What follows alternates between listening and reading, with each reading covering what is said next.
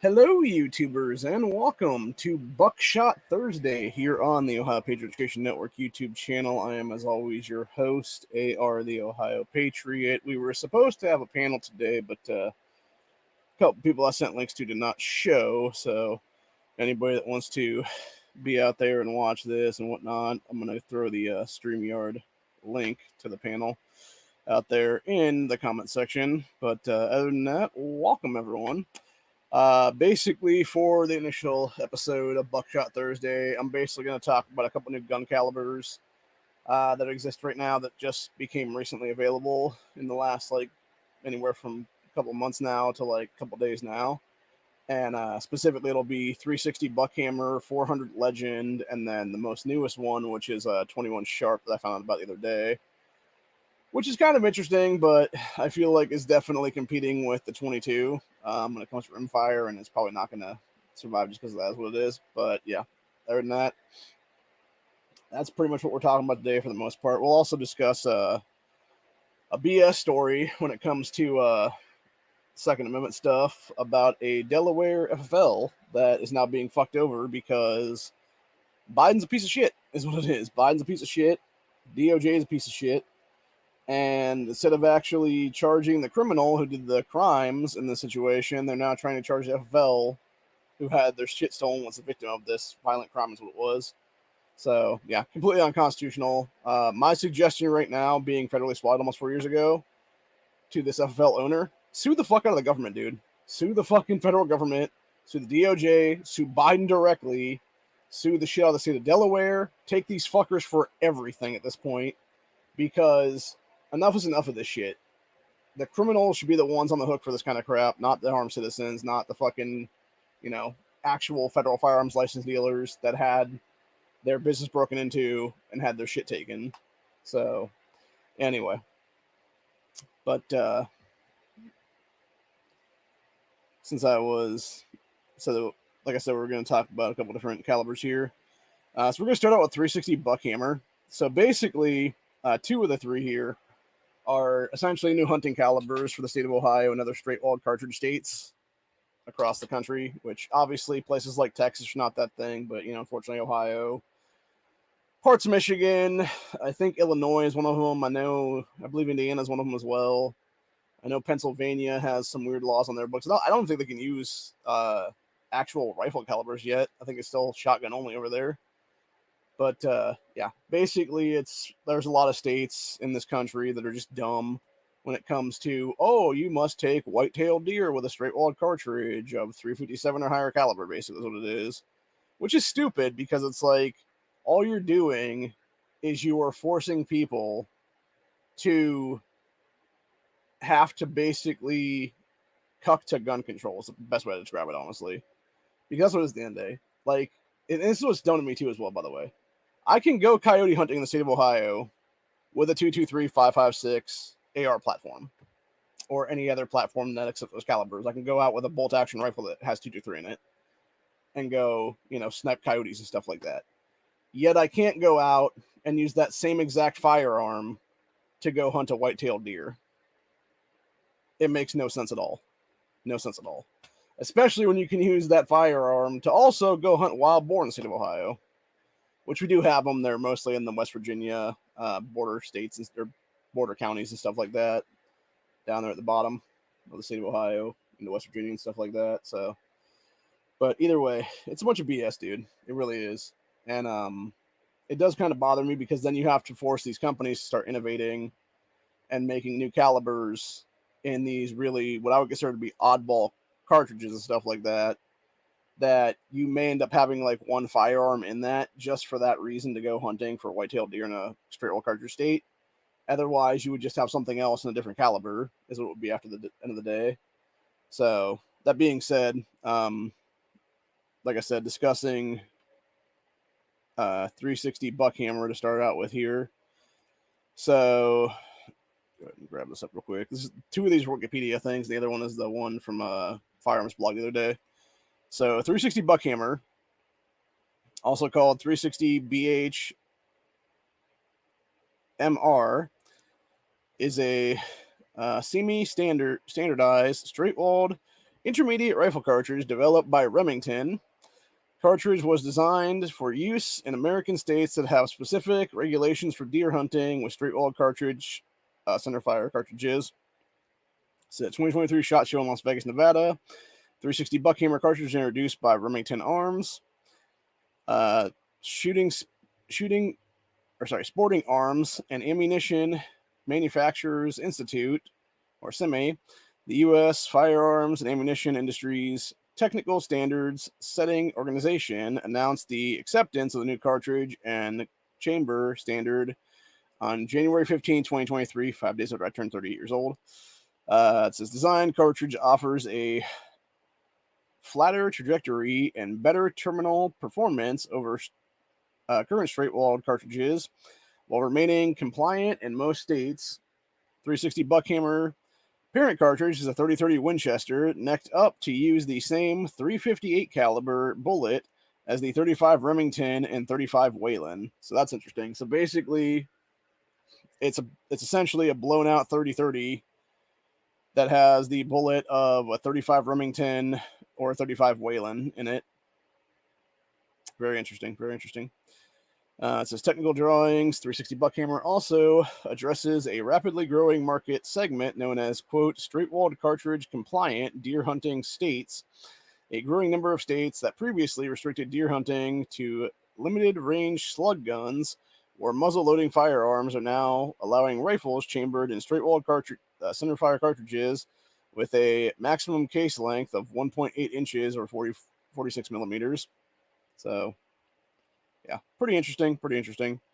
And then when you actually look up 360 Buckhammer from Remington, there's the actual Remington thing there. See if we can find an actual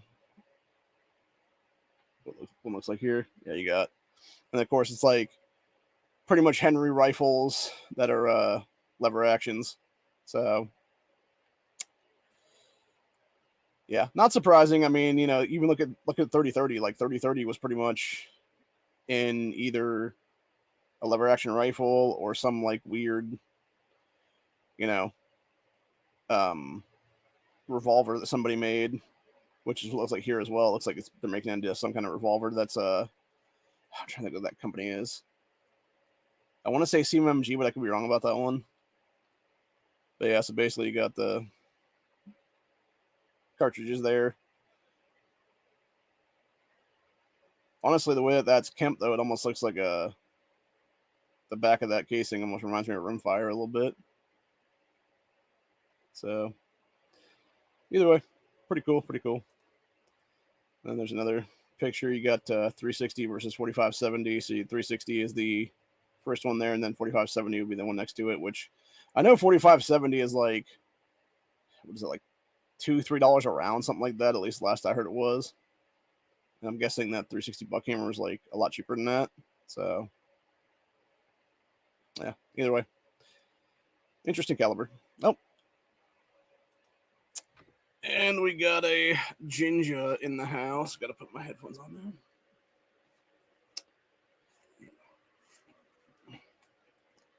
Maybe. What's up, brother? Nothing. Just talking about 360 Buckhammer. We're talking about what? The new rifle cartridge.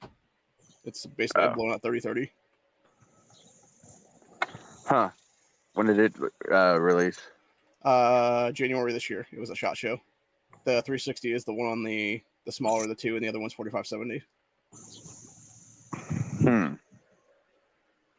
Yeah, it's basically a blown out 30-30 with a 35 Wesson or 35 Remington bullet in it.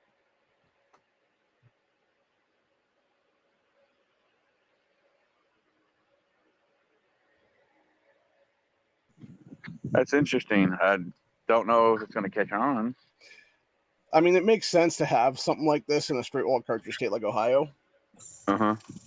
But yeah, outside of that, it does feel like a niche caliber 100%. It's like one of these oddballs, I think, that's basically just going to be here and there, and maybe somebody will use it, but probably not many people. Yeah. What's is it going to be in like a bolt action or ICOC? Or what it looks like they have them in lever actions there. And then I think somebody's making a handgun in them too. Yeah, you got somebody Probably making like the big BFR. bore revolvers in it there. Yeah, the Yeah. BFRs. Yeah, that's what it is. That's what I couldn't remember. Yeah, makes sense. They usually do those ones. I know they've done 45-70s in those big ass revolvers before. Oh yeah, yeah. I haven't seen the 45-70s in the short, like the short barrel, Mm-hmm. where it's like basically you got a cannon. Jesus Christ, I don't know who would want to shoot a 45-70 in that short of a platform. Crazy people. Just shatter your wrist. Yeah, next caliber we're going to talk about is the 400 Legend, which is apparently a mix between 350 Legend and 450 Bushmaster. So 400 Legend, also known as 400 LGND, is a semi-standard, straight-walled intermediate cartridge developed by Winchester.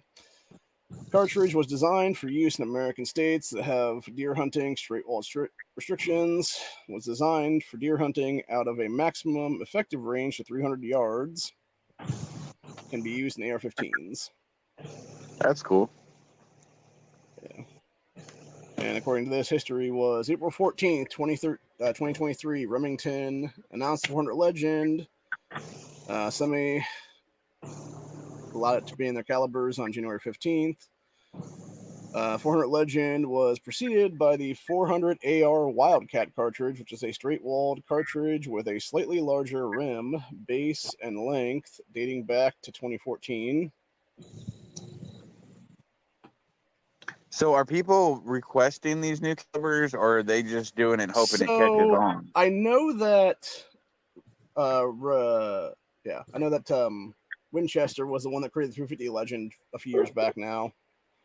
And I think what it was is they were talking about, I guess there was people that you'll have 350 Legend hunters and you'll have 450 Bushmaster hunters. Uh-huh. And the people want, like, at least some of them wanted like an intermediate thing, because 450 Bushmaster, it hits too hard with the recoil a little bit, I guess, for some people. But they want like that particular velocity and takedown power. And this is pretty much what the 400 Legend is. It's almost like a 40 kind of deal there. So it'd be like 350 Legend would be like 9 mil. This would be 40, and then 450 Bushmaster would be 45. So.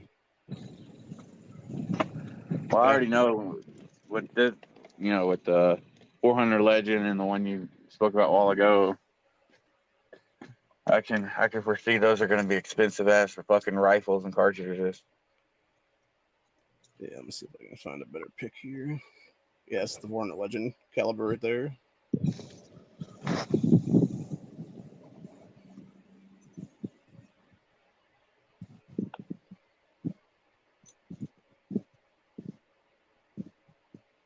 Cool. Then we got our blue tips with our PowerPoint and everything else like that. Get a little gray tips. And it looks like somebody made a bolt action for it. Yeah, that's where you're going to get the best accuracies in a bolt action. Yeah. Well, there's a couple other companies making AR uppers too. So. And it does make me wonder, because of the fact this is obviously the same casing as a 350 Legend, which would be a blown out 5.56. I'm assuming that it would also be able to fit multiple bolt faces and stuff like that for regular BCGs. Because I know that when the one I bought from Delta Team last year, when I got that, it specifically said it was 223 350 Legend 5.56, and I think 300 Blackout was what it labeled itself as. So it'll fit in the same mags potentially, is what you're saying? They do, honestly. The only difference is that with 350 Legend, 40 Bushmaster, stuff like that, it creates a single stack mag then. Yeah. Double stack and stagger and stuff because of the straight walled nature of it. So, and then the third that we're going to talk about here, which is the newest one I found out a couple days ago from one of my subs, which is something called 21 Sharp, which is a new rimfire cartridge that uses the 22 casing. This is also a Winchester caliber. Yeah, so the Semi have published cartridge and caliber drawings for the new rimfire cartridge called 21 Sharp, which was developed and submitted to them by Olin Winchester. So a new cartridge uses non-heeled projectile. It has a lot of similarities to 22 long rifle. Take a closer look at 21 Sharp. 21 Sharp not only operates with the same maximum average pressure of 2400 psi and the same overall length of a 22 LR, but also apparently uses a 22 LR cartridge casing. Dimensions of the two casings are literally identical. Winchester engineers created the cartridge by simply designing a non-heeled bullet that fits the 22 long rifle case, which resulted in a non-standard bullet diameter of .2105 or 5.347 millimeters. And then there's the case design of it. So, I don't know. I feel like you're like the problem I have with this personally is I feel like you're 100% trying to compete with a ammunition cartridge that's been around since 1887. And it seems kind of, hard to do that when you're bringing out something that's basically going to have a rebarreling when it's all said and done. Right. Because that's what this is. Basically, it was describing how you'd have to basically do a new barrel for it. Now, granted, that being said, that would also be somewhat innovating because you could actually have companies do a new barrel, maybe for some rimfire handguns and stuff like that, and make like an interesting thing there. Will they, though, is the question. I highly doubt it. So I feel like this is the one of the three that's like, this is something no one asked for, but you did it anyway, kind of caliber. Yeah, kind of like 30 Super or yeah. So are they trying to introduce this as a better cartridge than a 22? I don't know, because it's saying something about it having like 1,700 feet a second. I think if I'm not mistaken, Stingers only are like 14 or 16 something. So maybe that's what it is. Maybe it might be for like match competition stuff for all we know. Because that would actually make sense to me, like looking at it from that perspective. Like people that maybe there was like a small group of people that do like rimfire competition or whatever. And they're like, hey, we do long distance shooting with this, and we want something that's like a little bit long, like a little bit higher to go out there a little bit longer and whatnot. And maybe that's what this is. We'll have to wait and see. I mean, I can see there being like came out, or are they just like talking, like hey, they submitted it to get accepted as a caliber, and it looks like it's being accepted as a caliber. So, or at least it was submitted for the caliber results and stuff like that. So I don't know. It's very interesting either way. Yeah, I'd like to see. Yeah, there's not even any. How it's received. It looks like it's not even on the market yet either. It's just the drawings of it to be like, okay, we're gonna make this potentially. We just haven't made it yet. Yeah, so. I kind of figured so. But it'd be interesting to see, when it does come out, how it's received, and the velocity and how it compares to just like a 22. It sounds like it might be closer to like a 22 Magnum. It could be. Maybe it will be. I don't know. I mean, it's possible, and that would be interesting too, because I could see somebody doing something like that. Maybe even have like Heritage or something like that. Maybe introduce like a new cylinder just for 21 Sharp. Yeah, I can see that for sure. Because that or maybe like Smith and Wesson. Have you seen that new 22 mag pistol that Smith and Wesson just dropped? I have not. Let me go look this up. It looks kind of cool, but it looks kind of ugly at the same in the same instance. And but I want one.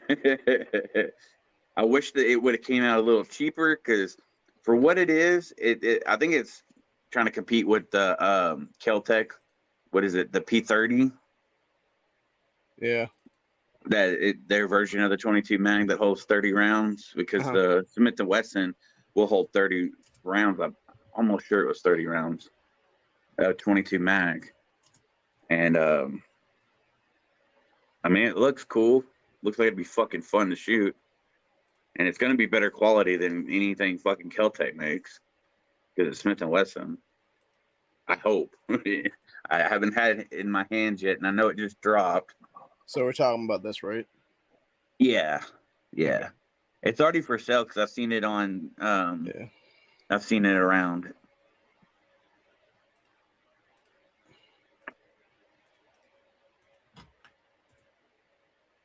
And if I remember the bean count, if I counted right, it was 599 beans.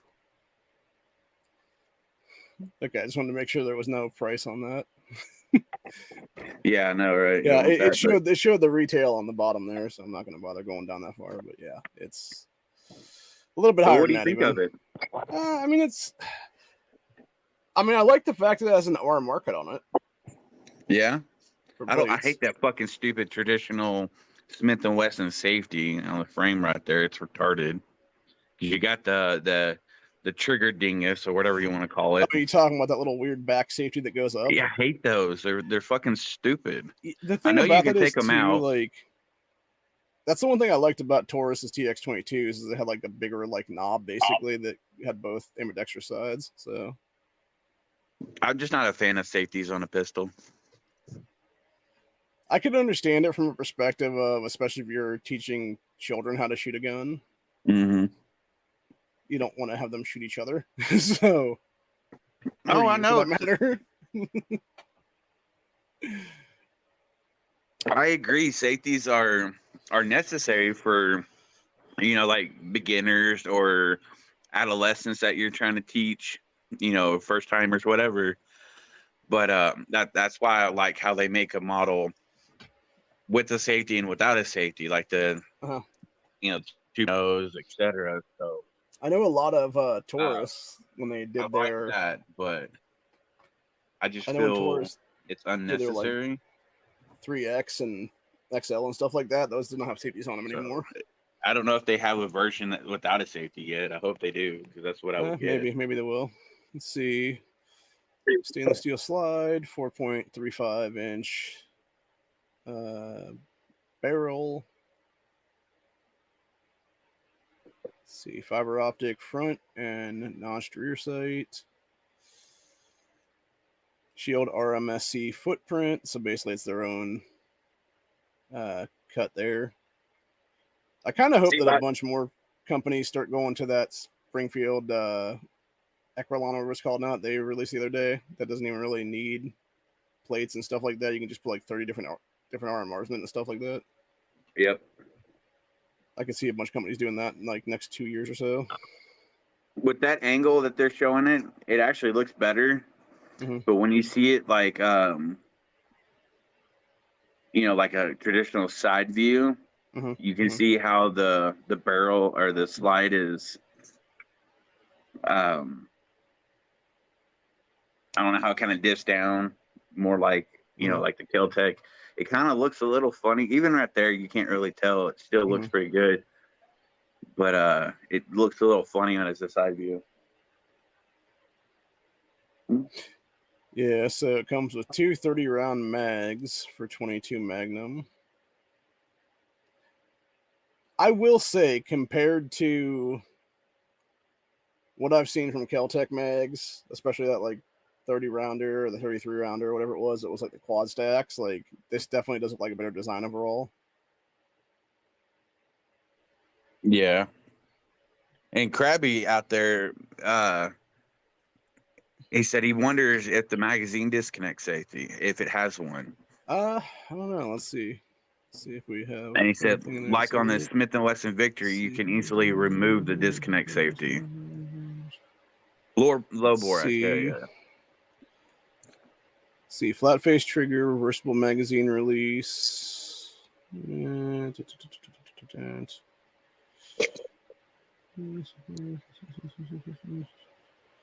look like it.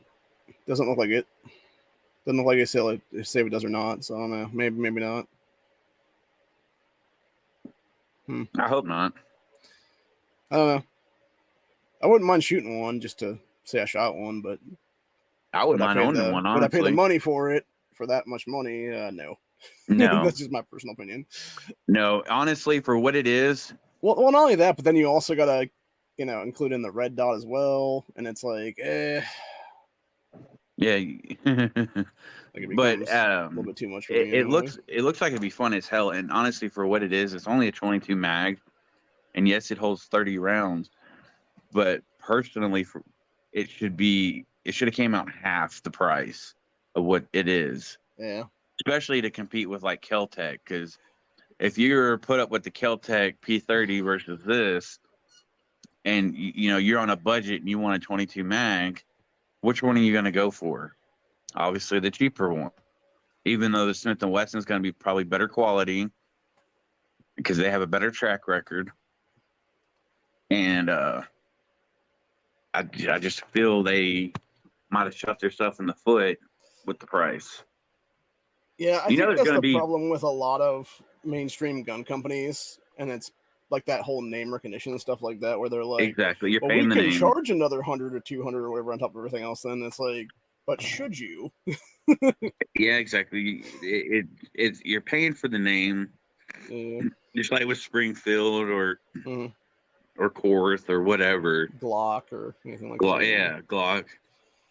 So I don't know. We'll see. There's going to be people that are going to buy it. It's definitely going to sell, and it's going to sell a lot. But yeah, they would sell more if they would have came in at least 200 underneath what they currently have. I mean, the fact that it's 22 ounces unloaded is not a bad deal at all. Oh no, like that is similar weight to what the TX22 is. You got to try to find a side view of it.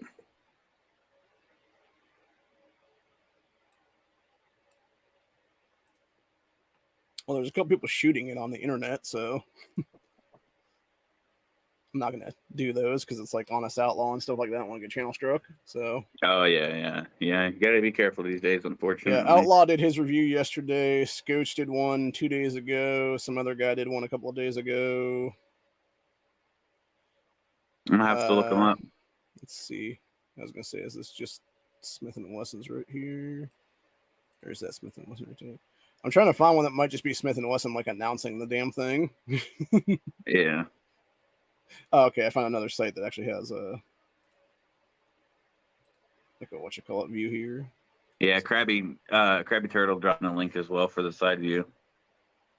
Yeah, there's a view of it right there with the dot on it still. I mean, it's a good looking pistol. See, right there, the top picture right there. That's a good example. It just looks like it was they took a regular slide and just like milled it down. Just I don't know. It kind of looks funky. Like it's. You see how where the barrel seats with the slide, the chamber. Mm-hmm. It looks like that's what 1/4 of an inch drop. It just looks weird. Maybe. Yeah, it definitely looks like its slide is not long enough for it. Or sorry, the frame is not long enough for the slide. Yeah. And even the frame looks a little weird. It honestly kind of looks like instead of being like a traditional Smith & Wesson frame, it honestly looks kind of like a Taurus frame. I was going to say it almost reminds me a little bit of, what's that one knockoff company? It's one of like their Croatian companies, but it's not Springfield. What is that? Buffalo Cartridge Company, that's what it is. It kind of reminds me a little bit of them people. Yeah. Actually, it kind of reminds me a little bit of the old Sigma frames, and I'm thinking about it too as well in that one to some extent. A little bit. Yeah, I don't know. It looks like they just... I feel like it was just rushed or something. Like they didn't put enough effort into the aesthetics. Yeah, let's see. Is that here? Become popular, 2,200 pounds. Krabby's asking, have you seen the Springfield Echelon reviews? Yeah, I've seen everybody doing their thing because they all got the gun at the same time, the same day. Yeah. So I haven't seen a lot of. I've kind of been out of touch with like politics and obviously these new guns and videos and everything. I've just been busy with other stuff lately. It's interesting to me how you have SHOT Show happen, and then it's like about 6 to 7 months later, you'll have a bunch of companies then drop another gun that year. Yeah. And it seems like that's where we're in right now, which kind of makes me wonder. It's like, okay, where's Taurus's new thing now? It's like, where's the new version of the TX22 now? That's like the 4th or 5th iteration of that now.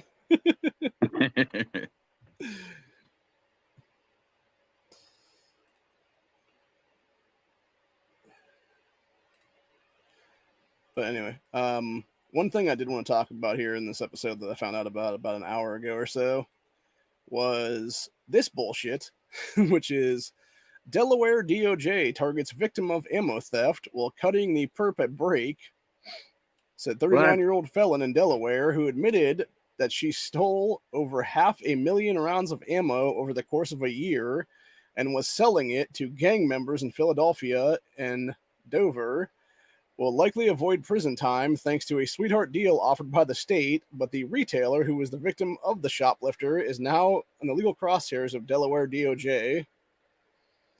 Says Danielle M. Brookins entered a plea deal in the state court back in April to one count of possession of ammunition by a person prohibited.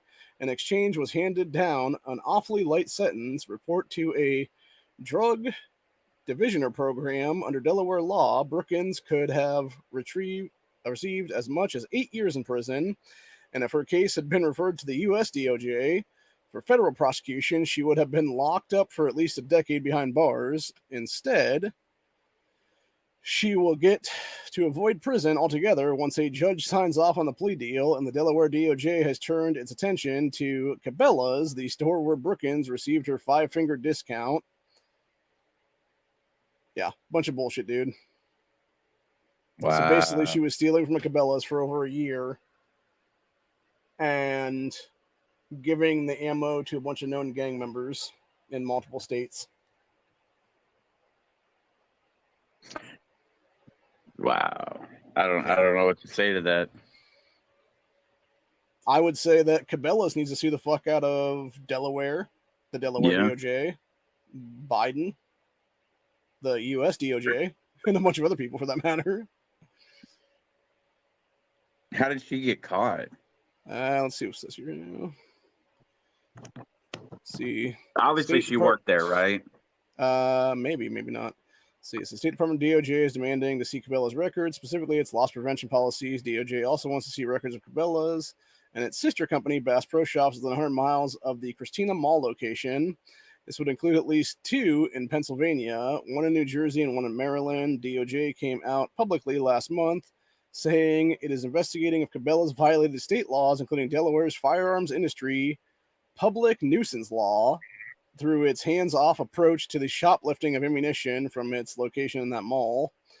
So, quote, businesses need to be responsible members of the community. That includes gun dealers taking responsible steps to prevent gun violence, according to Delaware dipshit DOJ Kathy Jenkins said after announcing her department's investigation. Unfortunately, Cabela's casual storage and their stonewalling of this investigation tells us that they aren't taking that responsibility seriously. So basically they're saying because you have ammo on shelves that could be picked up and somebody could steal, that somehow that's on the gun store and not the criminal stealing the shit. Yeah, it's just the classic bullshit that they've been doing for how long now? To where they're going after, the law-abiding citizens versus letting the fucking piece of shit criminals skate free, because it's just anarchy. And instead of doing what they're supposed to do and go after the criminals, they're just going after the good people. And it's a way that they can stop ammunition sale. Yeah. Or demand background checks on ammo. Yeah, I think in California there was a judge that he stopped that, didn't he? With the background ammo check. Yeah. There's a bunch of cases that have gone to court now over that. I think there's one that's supposed to hit the Supreme Court here soon, if it ain't already hit, for the Supreme Court to review. They take their summer break, and there's supposed to be one about domestic violence after that. Continuing on here, it said Cabela's has not responded to requests for comment, but in filings, its parent company, the Great American Outdoor Group, objected to the subpoena, calling it overboard and saying the summons seeks documents containing trade secrets, confidential businesses, and other like basically secret information. What they're saying there. So the group also objected to the DOJ's refusal to postpone the subpoena's already passed March 17th return date, pending a decision by National Shooting Sports Foundation lawsuit against Jenkins that challenges the constitutionality of public nuisance laws. The foundation's lawsuit claims the public nuisance law is, quote, breathtaking in its scope as it imposes sweeping liability for any firearms marketing that could later be thought to collaborate to a public nuisance in Delaware. Yeah, they're a bunch of fucking scumbags in Delaware. Yep. And as I said here, it said basically Delaware DOJ is alleging Cabela should have kept the ammunition under lock and key and inaccessible to any customers. Why? It's been this way for how many fucking years and decades where ammo is just on the shelf, and we hadn't really had a problem like this. One of my local places that I like to go to, Fin Feather for Outfitters, it's a Ohio only place. It's basically like a smaller version of Dick's and not a bunch of asshole anti-gunners. They have a bunch of ammo on their shelves all the time. And when I was there one day, there was this random dude who walked over and like had stopped me and like asked me a question or something like that. Acting as if I worked there, which I didn't, obviously. And then I saw him like 5 minutes later opening a box of ammo and like checking shit out of it. I don't know if he was stealing rounds out of it or if he was just checking it or what it was, but it's like they specifically had signs of it that said do not open ammo boxes in this store. So now I'm guilty of that myself. There's been times where I picked up a box and opened it up and pulled a round out just to look at it, you know, especially if it's fucking drawn a blank on the brand. You know how they have like the little, it's a hollow point, but they have the little plastic or rubber red tips inside the projectile. I know what you're talking about. I can't remember what the name of it is offhand.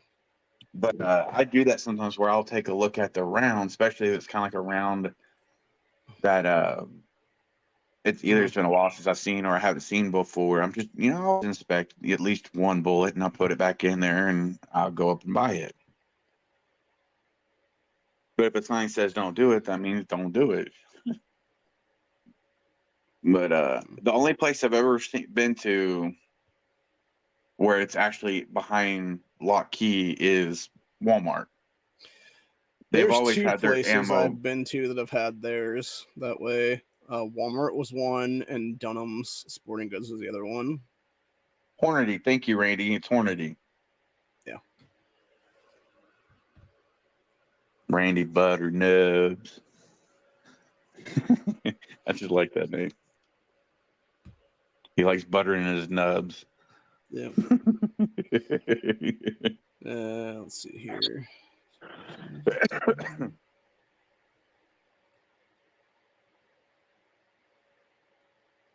Continuing on with the rest of this article, though, so we've been pretty vocal advocates for the enforcement of laws on the books, said Aaron something or other, co-founder and president of Women's Defense Coalition of Delaware. Criminals who keep offering are getting plea deal after plea deal. This in turn leaves lawful citizens having to accept what lawmakers pass more gun control laws that make it harder for, say, a woman fleeing violence to pursue a firearm. Don't understand why those who are committing the crimes are continuously getting deals and the lawful citizens who just want them for protection or hunting or shooting sports, whatever the case be, are just being told to suck it up. We're being equated to vigilantes of the Wild West, because we want tools for self-defense. In response to the questions about Brookins receiving a light deal, DOJ spokesperson said that the defendant pleaded guilty To the highest level offense she faced, quote, she was cooperative with the state, recognized her readiness to take responsibility, as well as other migrating factors in a sentencing recommendation, said Matt Marshall, DOJ spokesperson. Said cooperative or not, Brookins herself claims to have stolen over 500,000 rounds of ammo over the course of a year and then selling the rounds to criminals in at least 2 different cities, in other states, by the way. So this isn't Brookins' first time running with the law. Back in 2012, she was convicted of 2 felonies for stealing and selling prescription pills in Maryland. She was also currently facing charges related to theft of ammunition from a Bass Pro Shops near Harrisburg, Pennsylvania in March of last year, although according to the Delaware Journal, she's scheduled for another plea deal hearing in that case come August. So will Pennsylvania prosecutors go just as easy on her as Delaware counterparts? Wouldn't surprise people. Yeah, not surprising at all. I don't know, knowing fucking piece of shit Shapiro now runs that state, and knowing that I think you have even more of a scumbag AG on the left now, I wouldn't be surprised by it. I got a question, and I don't mean this bad in any way whatsoever. It's just a question. What's the person's ethnicity? Yeah, I was thinking the same thing, honestly. I'm going to go check here real quick. Because not that it matters to me, but apparently in the eyes of the law, it matters a whole hell of a lot, because if you're a certain tone, yeah, then you get a lighter sentence. Does it even show? No, that's just random people. Let's see. Will they even show? Because that's the thing. If they don't even show people, like, that's a big telling ass thing too, as well. Yeah. Like, the fact they're just showing ammo there and not like a person. In fact, this is just like some random politician talking about it. Like, In fact, you just show a copy and paste picture of Cabela's. Like, yeah, I think it's pretty telling that we know who is behind that. Yeah, because if it was like you or I, oh yeah, dude, we'd be fucking 6 feet under the jail by now, serving consecutive life sentences or some shit for selling 500,000 rounds of ammunition. Which is plus she's already been in trouble for selling narcotics. Well, here's the problem I have with this whole thing, because if she admitted to doing that over a year time span at that place, how do you not have cameras watching her stealing like multiple boxes of ammo at one time and stopping her right then and there?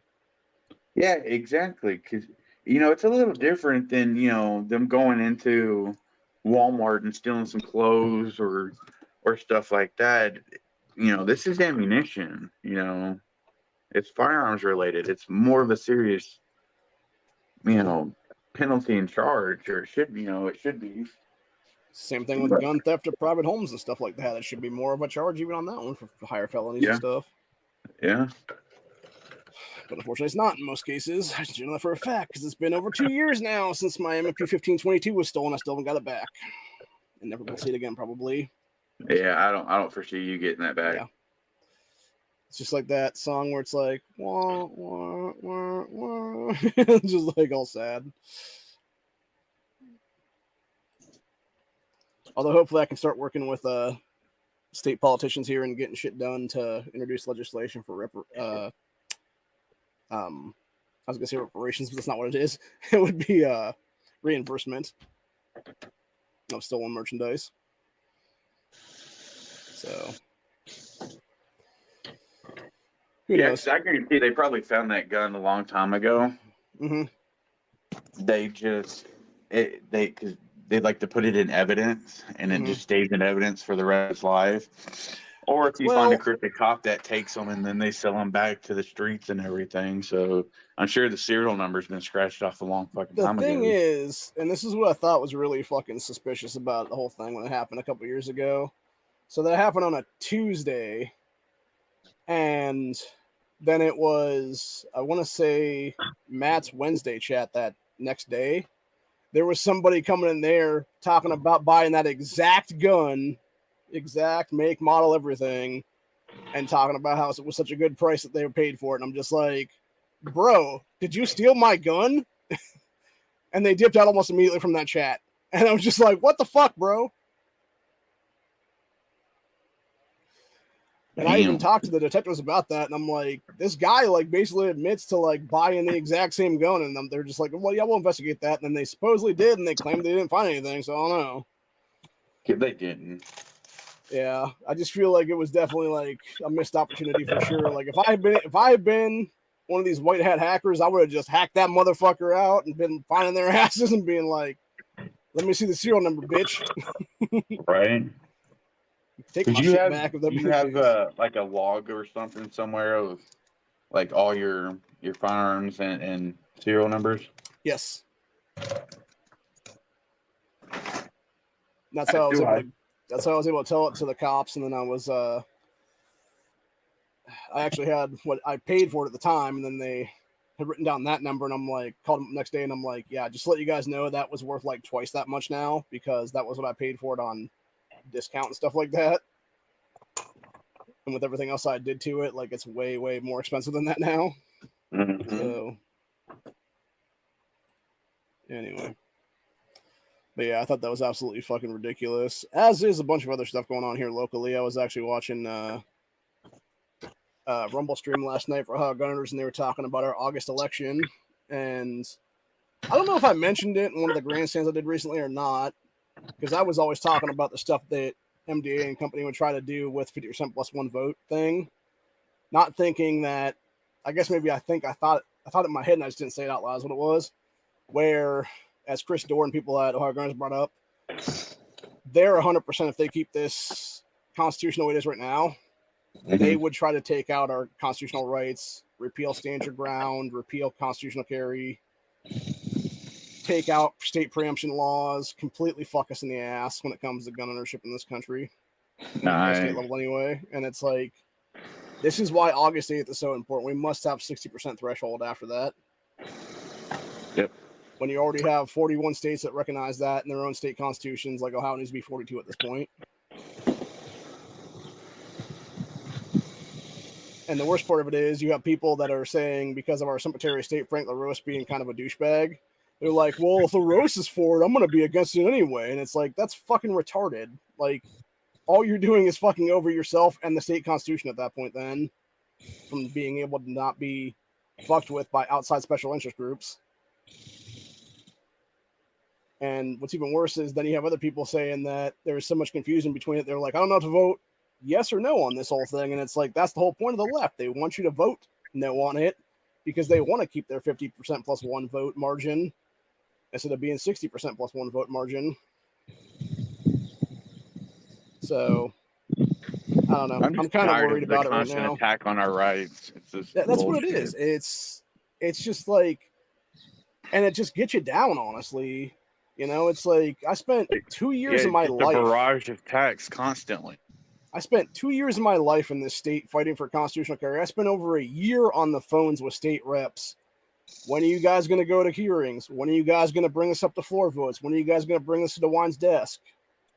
Just constantly on the phone, advocating, doing activism, fighting for Second Amendment rights.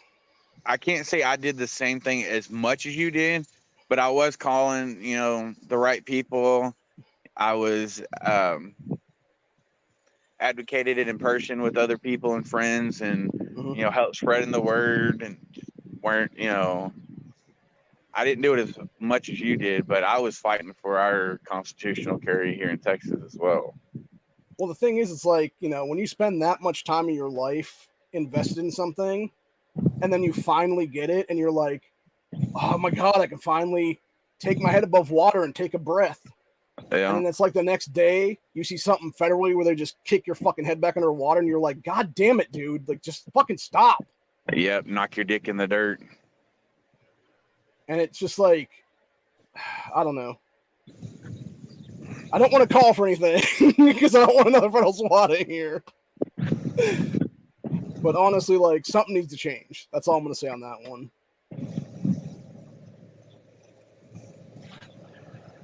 Things have been needing to change for many fucking years. Yeah. And it's been changing. I can say that it's been changing, but not worse, for the better. Unfortunately, yeah. Yeah, I was watching Guns and Gadgets video this afternoon, too. He was talking about, I guess, they're trying to fuck with Tennessee now, and Massachusetts has put forward like the worst gun control ever as their latest crap now. Yeah, I saw the video. I hadn't watched it yet because honestly, before I joined the chat, my ass was snoozing. I was fucking sleeping. I figured as much. I ain't lying. Because I'm still kind of hurting. Yeah. And a couple of days ago, I was playing a game on my phone, and I have a sliding glass back door. Mm-hmm. And I was walking through the threshold, and my arm, I'm a big dude, my arm hit the fucking sliding glass door, which pushed my arm into my left chest where I had surgery. And I felt a rip and pull in the muscle underneath the nipple and areola area. And there's now a line that goes probably about a good 4 inches or so where it's raised. You know how, like, when we were kids growing up, we'd play that frog game where you would frog someone's arm muscle and it would create the line? I guess. Or basically like take a fucking pin and imagine it being underneath the surface of your skin, how it's would be raised underneath. It's that. So I had to call the fucking surgeon before I got on the chat. That's what I was doing, was talking to the surgeon, scheduling an appointment, because I don't know if it's anything or not, but it's definitely uncomfortable, kind of painful. And I could feel it perfectly, dude. It was like a rip in a pool. Ooh. That's no good. On an interesting note, BLM terrorism turns 10 today. And with their 10th anniversary, they called for defunding the police week of action. Says Black Lives Matter movement hits a milestone Thursday, marking 10 years since 2013 founding in response to the acquittal of the man who fatally shot Trayvon Martin. So, yeah, just a bunch of stupidity right there. There's a lot of fucker with that group too. If you ever pay attention to after Michael Brown's killing, I think it was a year or so after that. Yeah. There was people who were originally like the Grassroots Foundation or whatever, that should have been like the leadership of those orgs and stuff like that, that would have actually not been calling for violence all the time. And they were basically found dead and burned in a car. So, damn.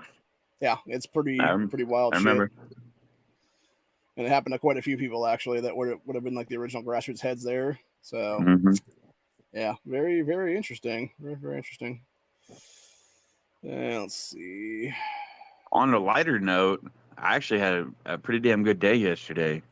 Oh yeah. I don't know if I got to say it on Matt's chat or not. I was talking to him in the pre-chat about it, but I got to meet my brother yesterday. Was it the meeting of the gingers I put in your stories? From no, it wasn't, you smart ass. I saw that. You fucktard. But no. It was obviously, you know, I was a little nervous and apprehensive about it and not sure what to expect. But yeah, we met up and shit, we sat there and bullshitted for damn near 4 hours. But it was good. Actually found out we got a lot in common and we're a lot alike. A lot of the same values and beliefs and views. That's one thing I was really worried about is my brother being like a leftard. For those interested, that was the video I sent to Corey. Fucking asshole. It's fucking hilarious though. But no, yeah, it was cool. It's still blowing my mind that, you know, I have a brother out there that I never knew a fucking thing about until like a month ago. Yeah, it's pretty wild.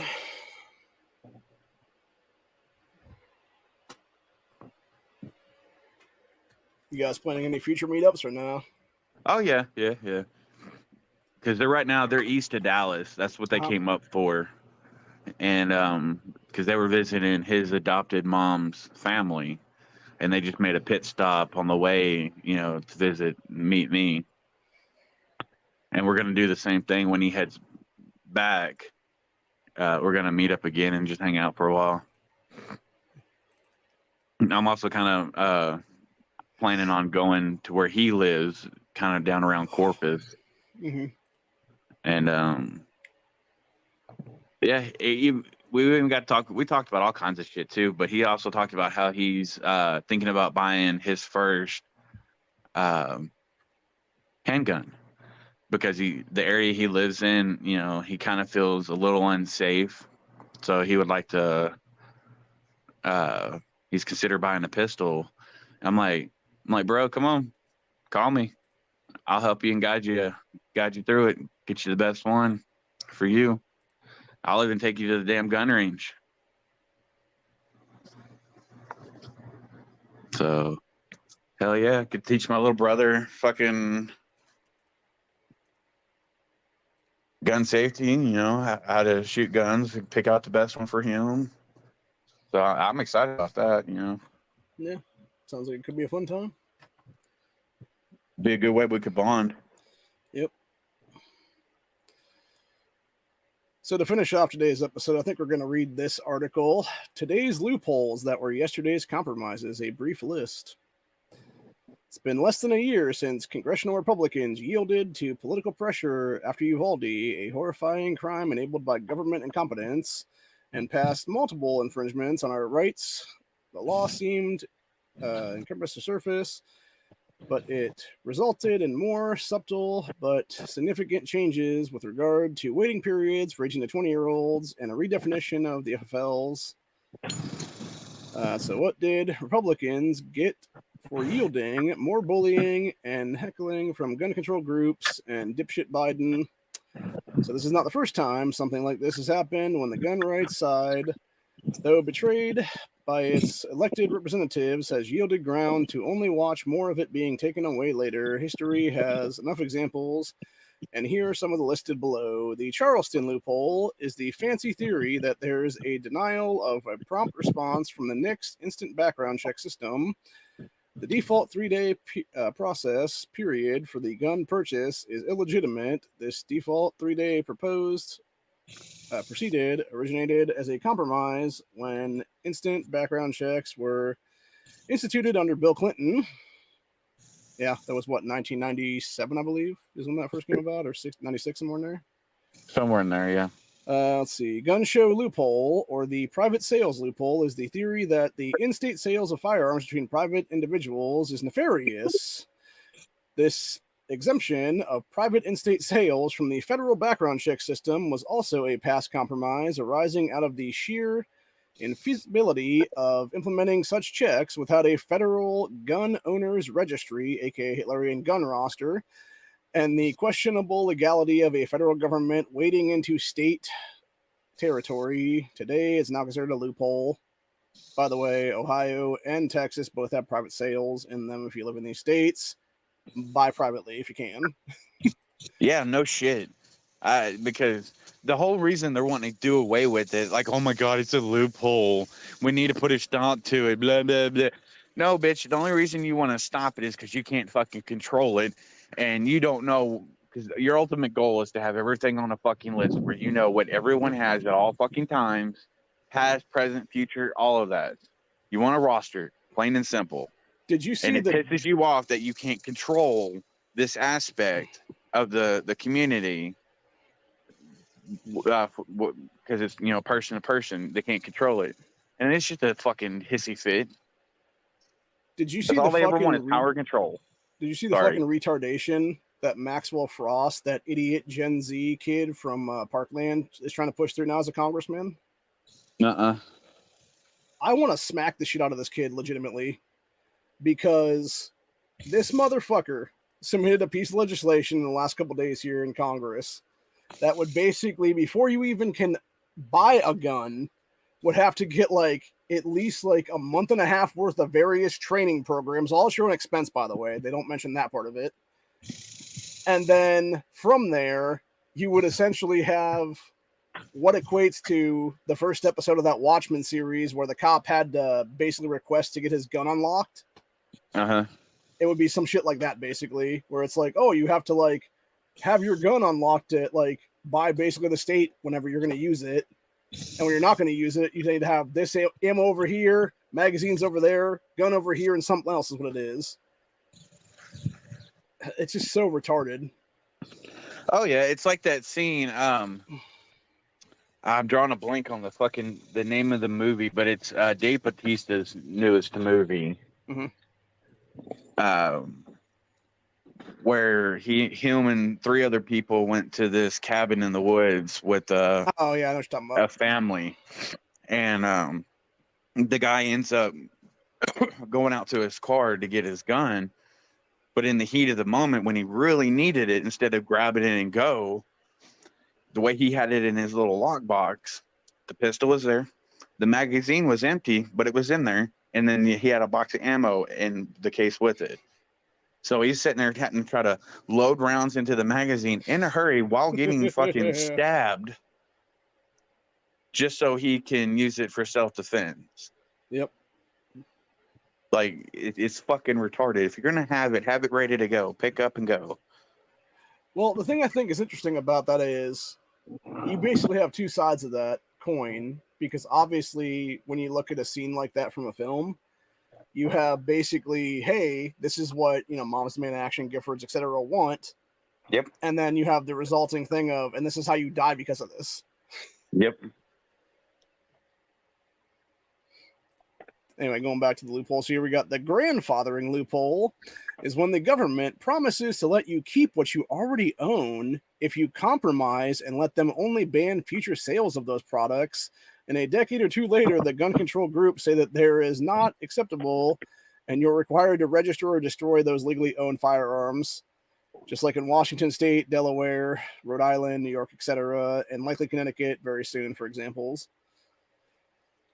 Ammo background check loophole is the whiny complaint that, well, you need a background check to buy a firearm and the purchase of ammunition is free, and because freedom is not a good thing, it must be a loophole when gun purchase background checks are instituted as a compromise. There was no indication that those would be extended to harass ordinary gun owners picking up a couple boxes of ammo for a weekend trip to the range.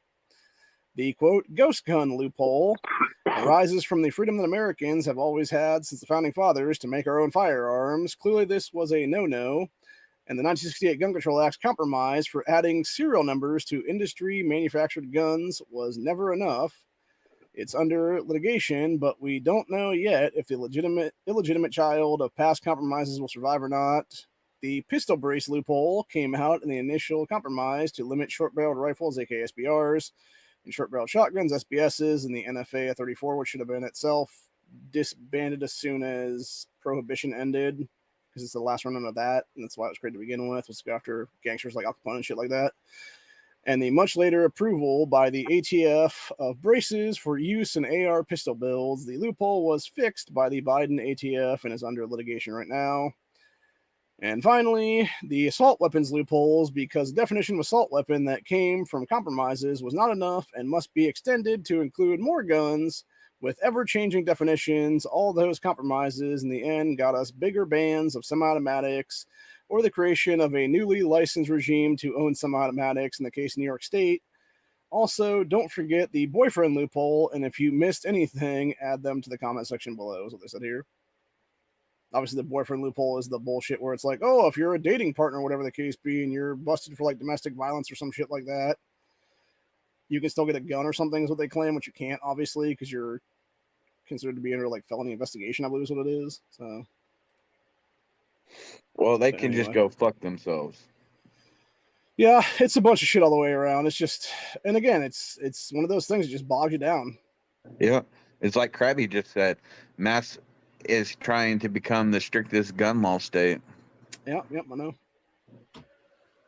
Yep, Jared talked about that a little bit ago on his channel, and is Smith and Wesson still in Massachusetts?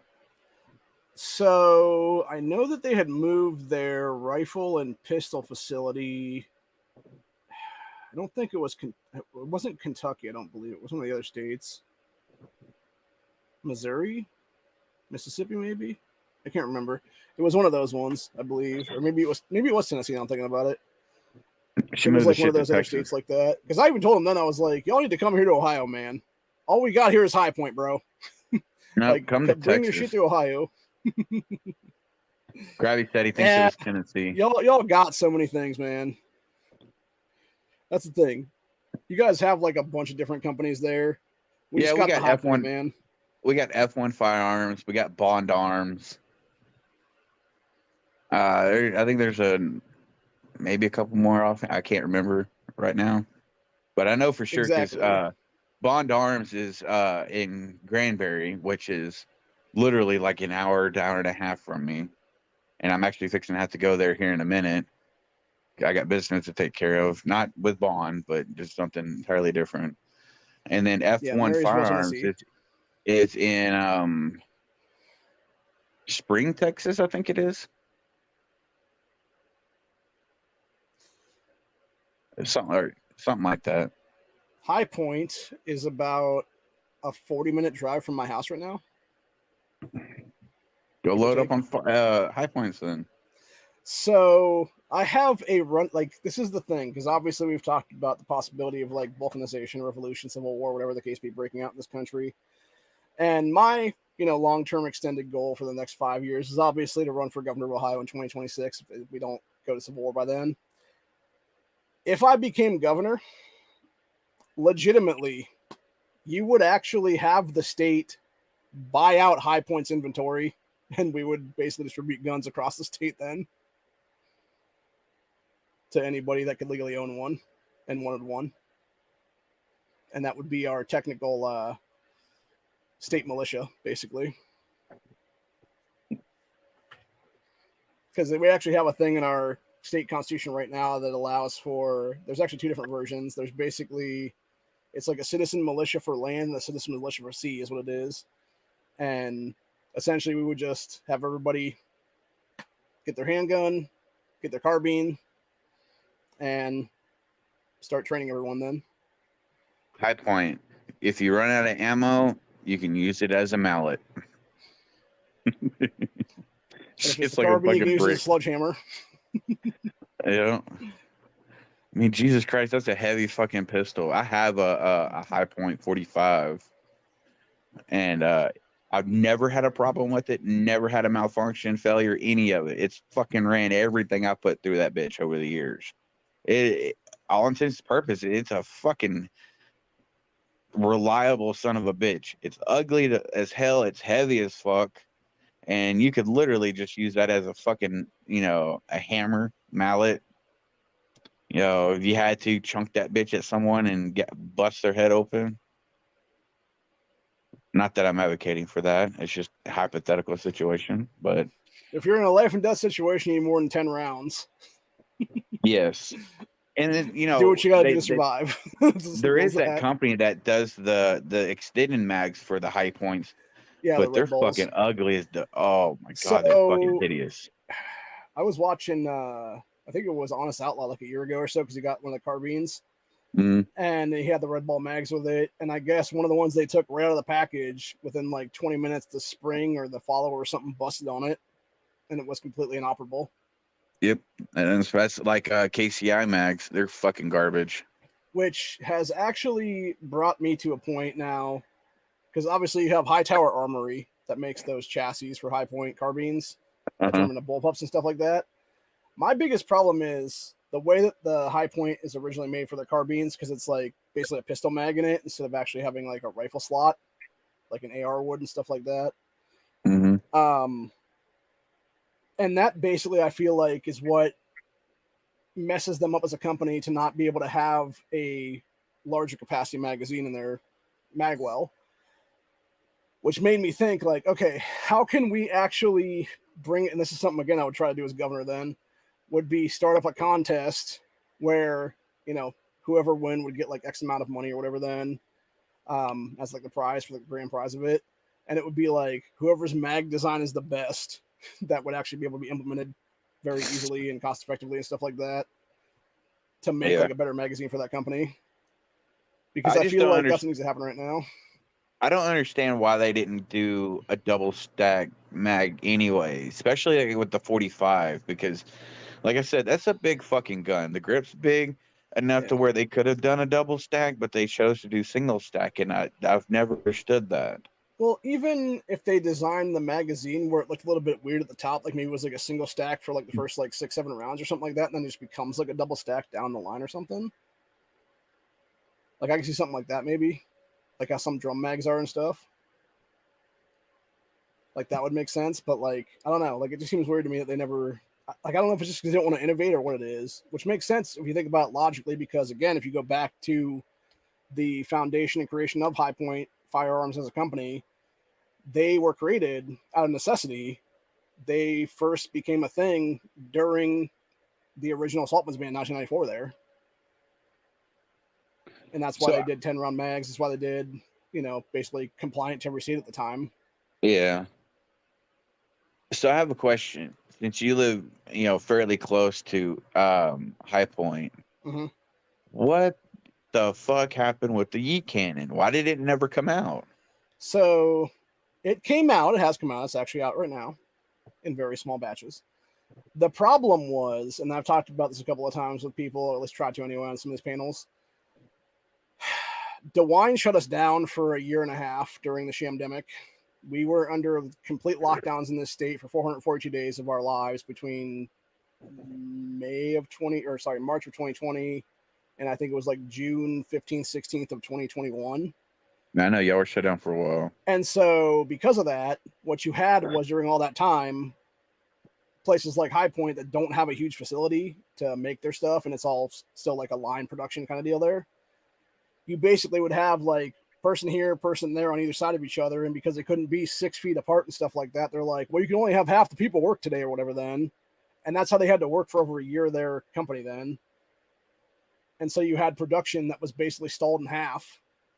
And so anything that was on tap to come out then was delayed by X amount of months because you couldn't have it be produced in quality manufacturing standards like it needed to be. So yeah, it was all state government fuckery that caused it to be a thing.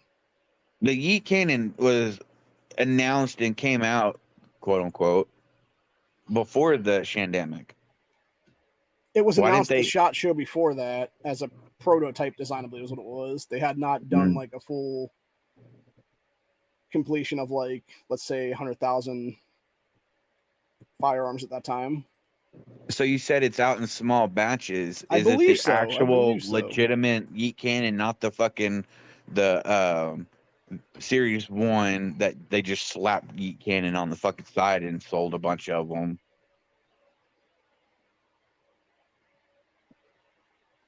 Because that's not the yeet cannon. Yeah, no, I'm trying to see. I'm trying to make sure this. Okay, that's not the one that we're talking about. That is the other one. The yeet cannon is supposed to be the 2.0, essentially. Yeah. I'm looking right now. Okay, so that was... Okay, so places do have them in stock to buy right now. Really? Yeah, C9 yeet cannon G1. Unfortunately, it's places like cheaper than dirt. So, yeah. Don't show the price, but show the picture. Impossible to do without the price. Okay, gotcha. Never mind. Okay, the one that Bass Pro has is the old version that just says you can't write on the side of it. Yeah, that's not the one that other place is showing.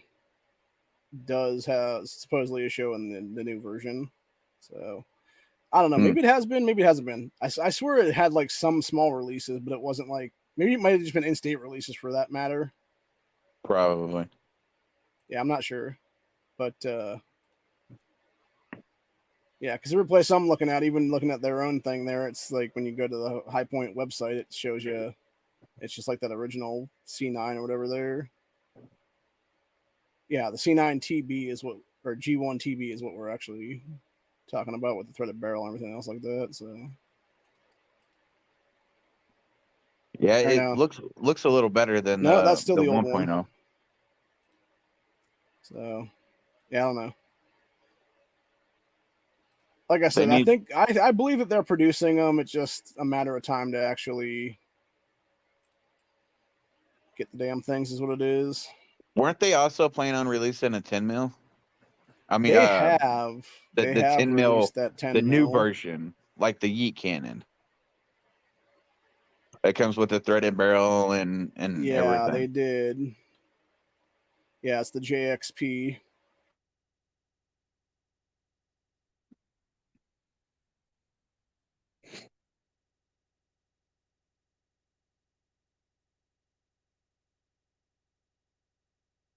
I don't know. It's hard to keep up there. because there's so much fucking new shit coming out. It's just looks like yeah. Yep. Yeah, I thought they were playing on. Released. Yep, that was a 10 mil they released out. It has an actual thing you can put a light on and everything like that. So, do you know maybe that's what count? it was. Maybe that's more to what it was, and they haven't done the 9 mil yet or something because of that. If that be the case, who knows? Yeah. Do you know the bean count? It does not say here. Comes with a standard 10 round mag though. And the threads are 1/2 by 28, so standard suppressors and stuff like that. A decent cheap way to get into 10 mil if you ain't already in. Yeah, the thing about it is though, I mean, 10 mil itself is not a cheap caliber to get into. It's only a couple people make it still. Oh, I know. And honestly, that's the same kind of problem like we mentioned to begin with in this episode, where you had things like 350 Legend and stuff like that. Originally, it was just Winchester that made that ammunition. Now it's only like 2 or 3 companies that make it. Mm-hmm. And the same thing with Bushmaster. They only make it. The couple of companies only make that one, is what it is. I tell you, man. So it obviously raises the price of those calibers because of that. Oh yeah. Which makes me wonder, like, how much 360 Buckhammer is going to be, since it's basically Remington that makes that only right now. Well, it's going to be a niche round right now, being only one manufacturer. Well, that's what I'm saying. And then also you only have, like, I think it's Henry that makes lever actions in that, and that's about it for guns. Like, I don't think they have bolt actions in that caliber yet. That's why instead of, I love the innovation, love that they keep coming out with new shit, but they got to time this stuff better to where multiple companies are coming out with a platform in that a quote unquote new caliber before you release it, because it's going to be like with the 5.7, where FN was only making 5.7 ammo and the shit was ridiculously fucking expensive. The fucking the pistol and the P90 were they're so fucking expensive. Yeah. And then finally, after all these years, you get Ruger that comes out one, PSA. You got multiple manufacturers doing it now. Didn't Rock Island also make a 5.7 at some point? Or I'm wrong about that one. I don't think so. I thought they did.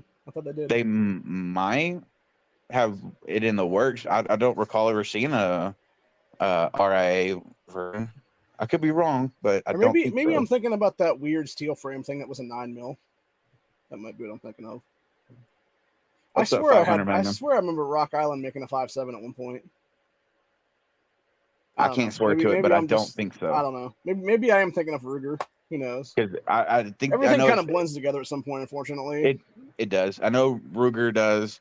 PSA, Smith and Wesson. They're the newest one that joined the 5.7 game. And then finally, what is it? 1 or 2 other manufacturers finally hopped on that round and started producing it, where it's not just FN.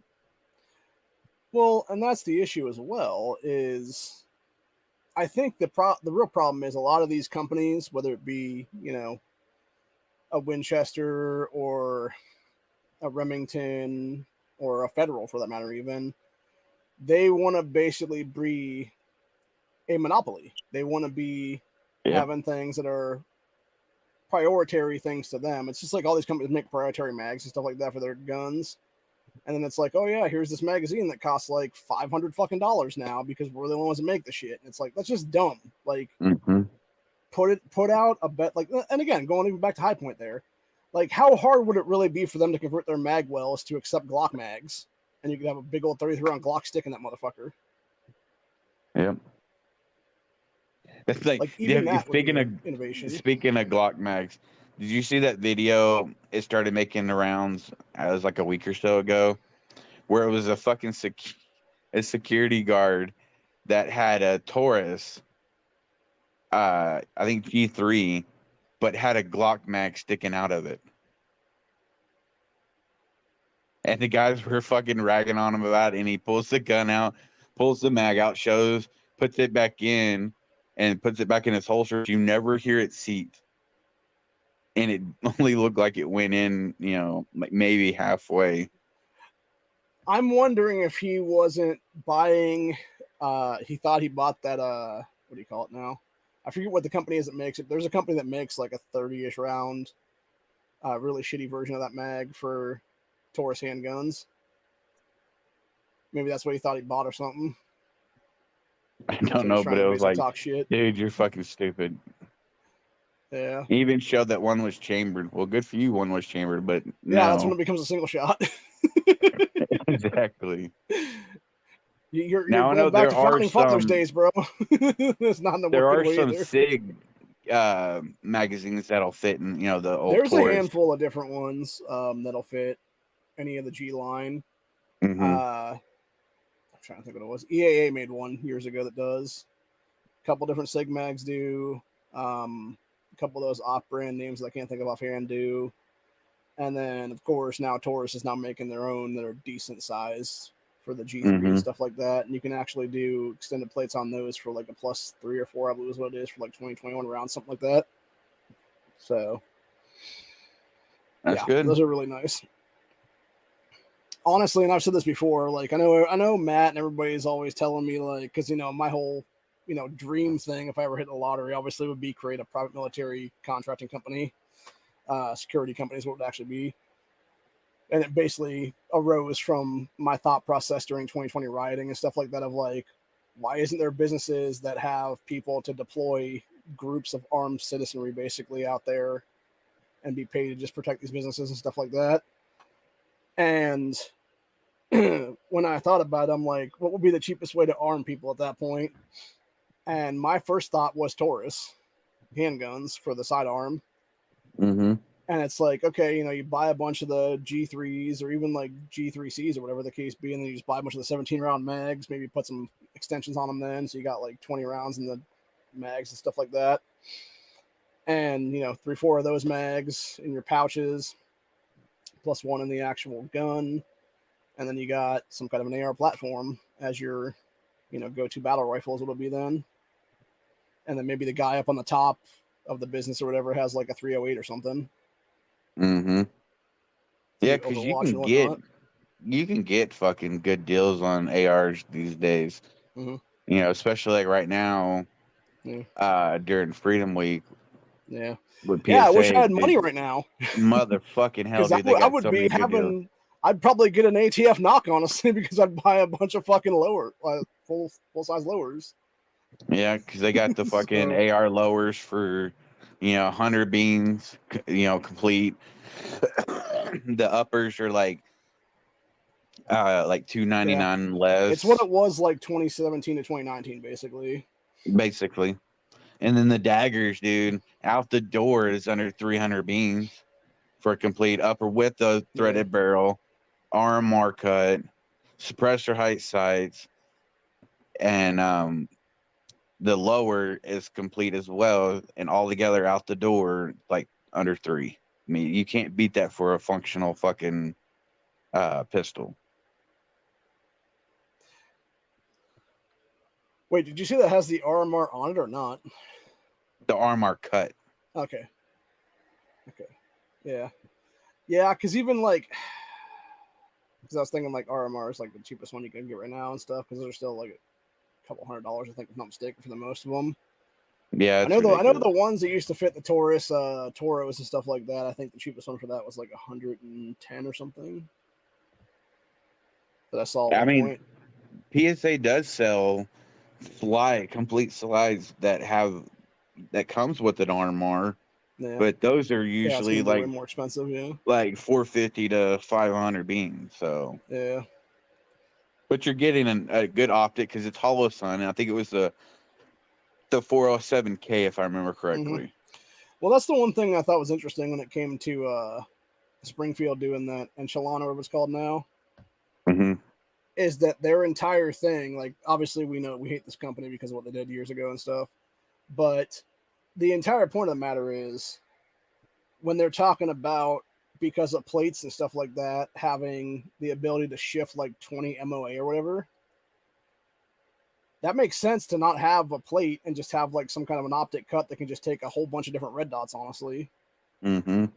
And that's another thing too, because you look at that right there, like, how are they going to make money in the future now? They're going to take this proprietary technology and license it out to other companies to make that shit. Because they even said that basically when they were doing the announcement the other day, was like, oh yeah, you know, other companies are looking into making this same thing and we'll license it out to them. So yeah, I guarantee they're going to be making like 10%, 20% back or whatever it's going to be on that. Mm-hmm. Which is fine if you want to do that. But again, like, honestly, this is why some of that technology should not be able to be patented like that, because it should be able to be industry standard stuff at that point for the cheapest amount possible. Yep, you would think it would be. Yeah. But, you know, unfortunately, everything comes back to that old greed, is what it is. Yep, money talks and bullshit walks. Yep. Anyway, I think that's about it for today, honestly. I'll probably be here for a little bit more in the back chat if anyone wants to come in the back chat and bullshit. I'm going to drop the link for the StreamYard link if anyone wants to come in. But yeah, other than that, I think for the main show here, we've been going for almost an hour and a half now. At least I have anyway. I don't know how long you've been here. So,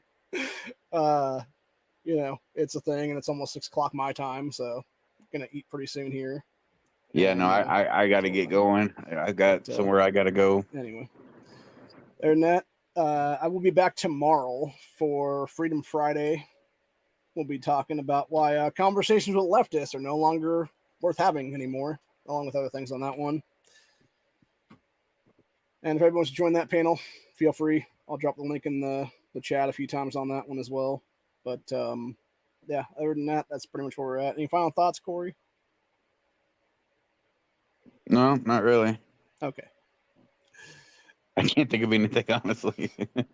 I was in thought of what I got to go do.